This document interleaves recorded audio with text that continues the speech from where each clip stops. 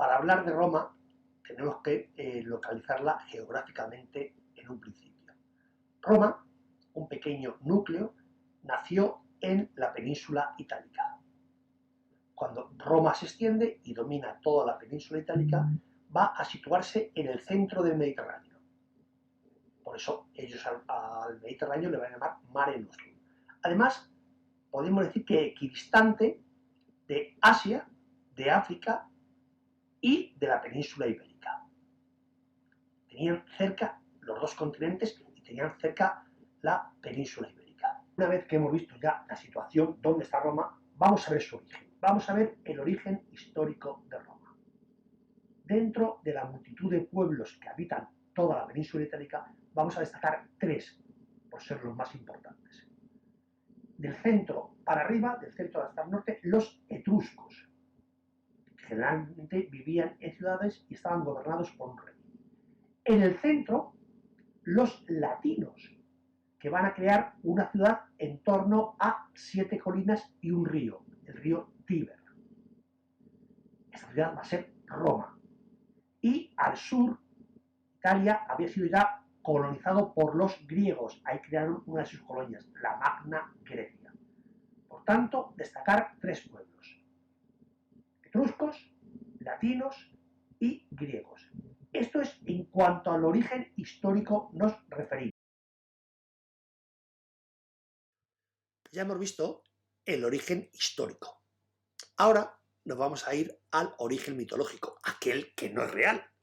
¿Y qué nos cuenta este origen mitológico? Ya sabemos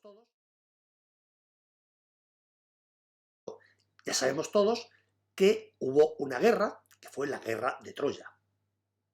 Y hubo supervivientes. Uno de ellos fue Eneas, que escapó de Troya y marchó con muchas penalidades a Roma y se estableció a orillas del río Tíber, en el centro.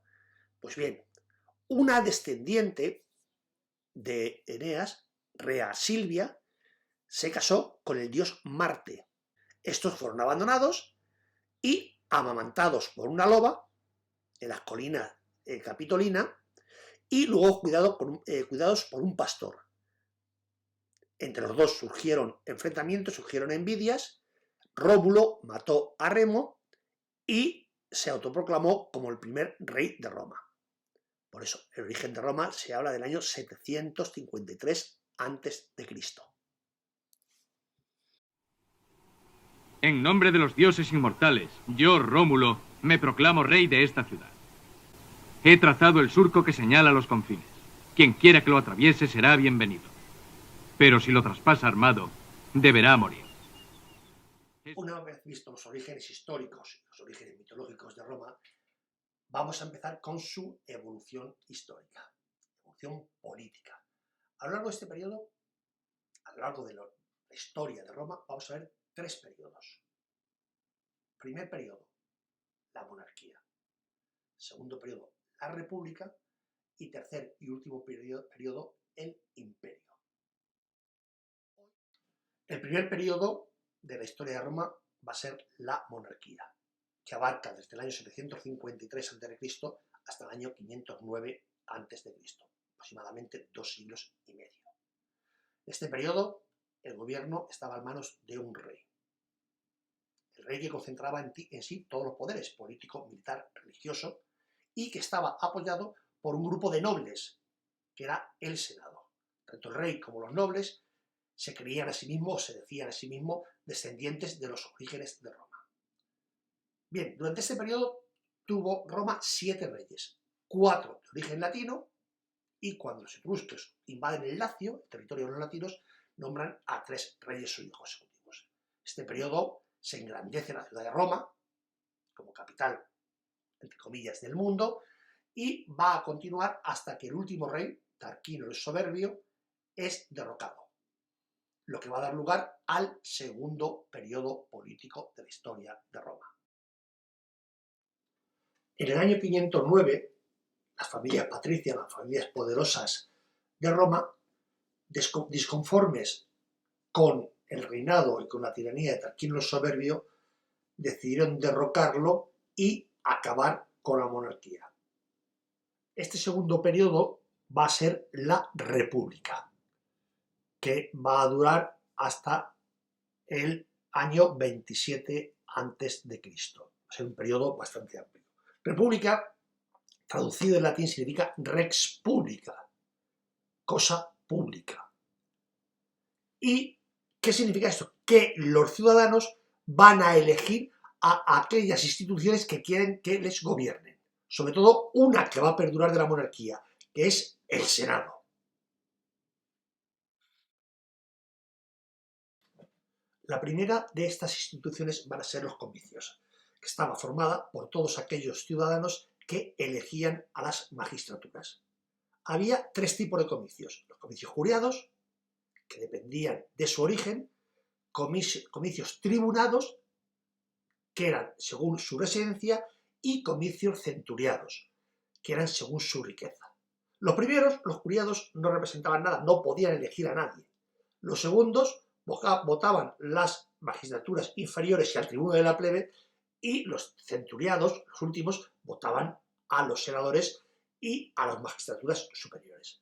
Pero ¿todo el mundo podía votar en Roma? No, no todo el mundo. Mujeres no tenían derecho a voto, extranjeros no tenían derecho a voto, no podían pertenecer a los comicios. Y por supuesto, esclavos y esclavas, que eran muy numerosos, tampoco podían votar a nada. Por tanto, más que una democracia, la república se va a convertir en una oligarquía. O sea que va a ser el gobierno de unos pocos. Generalmente esos pocos, los que más privilegios tenían, eran los comicios centuriados, los más ricos, los patricios. El segundo de los grupos que vamos a ver son los magistrados. Dentro de los magistrados había dos grupos: magistrados superiores, formados por cónsules, pretores y censores. Los cónsules dirigen el gobierno y el ejército, pretores administraban justicia y los censores censaban, contaban a los habitantes y nombraban al Senado. Y por otro lado estaban los magistrados inferiores, formados por ediles, que administraban la ciudad de Roma, cuestores, que recaudaban impuestos, y tribunos de la plebe, que eran aquellos magistrados nombrados para defender a la plebe del resto de las magistraturas. La tercera de las instituciones que nos queda es el Senado. Es la más importante de todas. El Senado era el centro de toda la vida política de Roma, dirigía todo el sistema político. ¿Cuál era la función? Pues controlar el ejército y las finanzas, el gobierno, aconsejar y controlar a los magistrados y apoyar o no apoyar las decisiones de los comicios. Este Senado estaba formado por 300 antiguos magistrados. Por tanto, ¿qué clase social mantenía el Senado? Los patricios. Durante la República, esa pequeña ciudad que era Roma se fue extendiendo y logró extenderse por todo el Mediterráneo, desde Hispania hasta Asia Menor, desde el centro de Europa al norte de África. Todas estas conquistas generaron mucha riqueza a Roma, pero no a todos, sino a un determinado grupo de personas, como fueron los patricios. Y esta riqueza generó muchísimas desigualdades. Los patricios tenían grandes latifundios, fortunas inmensas. Mientras los ricos eran más ricos, los pobres iban siendo más pobres. Estas desigualdades generaron un gran problema que llegó a una gran crisis. Una de las grandes consecuencias que trajo la crisis fue la revuelta de los hermanos Graco. ¿Qué sucede? Muchos campesinos tienen que marcharse, dejar sus tierras para irse a servir al ejército. Entonces, esas tierras son compradas por los patricios. Entonces, los hermanos Graco lo que proponen va a ser un mejor reparto de las tierras. ¿Qué sucede? Que a los patricios no les hace ninguna gracia. Por tanto, asesinan a los Graco y proponen repartir trigo a los campesinos. Una solución bastante absurda. Una de las revueltas que trajo en jaque a la República fue la revuelta de los esclavos, encabezados por Espartaco. Los esclavos, hartos de no servir para nada, deciden sublevarse y de ser un grupo muy reducido, 70-80, llegaron a convertirse en un grupo de varios cientos de miles de personas que saquearon y asesinaron. Al final, el pretor Craso fue el que les derrotó y por eso Craso luego llegaría a formar parte del primer triunvirato, como ya veremos. Esclavos erais y esclavos volveréis a ser. Pero solo os libraréis del terrible castigo de la crucifixión con una condición indispensable: que identifiquéis el cadáver o la persona, caso de que aún viva, del esclavo llamado Espartaco.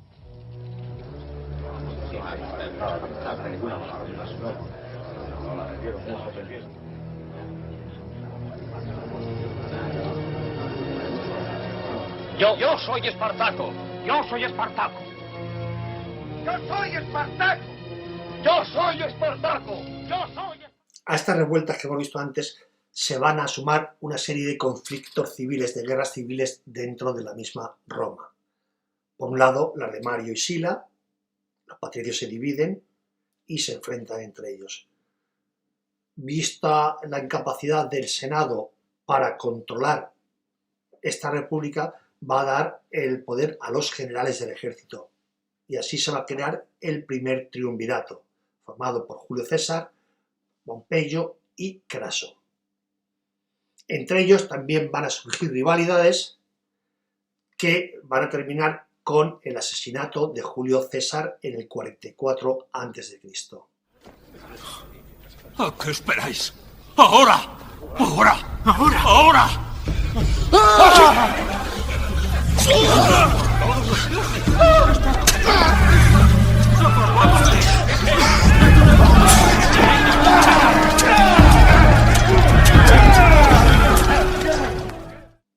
Visto que este primer triunvirato ha fallado, el Senado va a dar otra vez poder a otros generales, Marco Antonio, Octavio y Lépido. Igual, van a surgir la tercera guerra civil en Roma, de la cual sale vencedor Octavio. Entonces, en ese momento, el Senado se da cuenta de que Octavio puede tener mucho poder y en el año 27 a.C. le va a conceder el título de emperador. Por tanto, es en este momento cuando desaparece la república y va a comenzar el tercer y último periodo, que es el imperio.